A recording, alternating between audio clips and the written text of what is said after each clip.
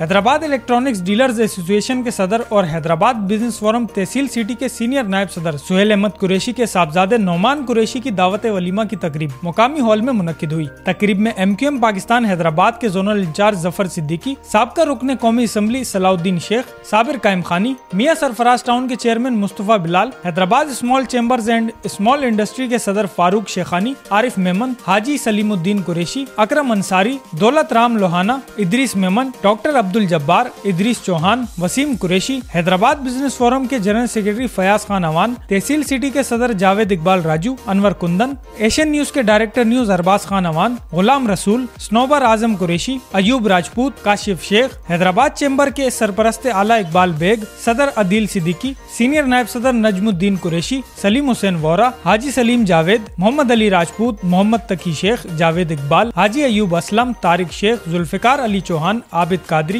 आसिफ मेमन कुंचवाला, फारूक देसवाली, असलम देसवाली, मलिक राशिद आवान, अली रजा जैदी, सभी शेख समेत अजीजो अकारिब मोअज़्ज़िज़ीन शेर की बड़ी तादाद ने शिरकत की। Arbaz Awan, Asian News, Hyderabad. इस वीडियो को लाइक करें, हमारे चैनल को सब्सक्राइब करें और बेल आइकन जरूर प्रेस करें हमारी न्यू वीडियो सबसे पहले देखने के लिए।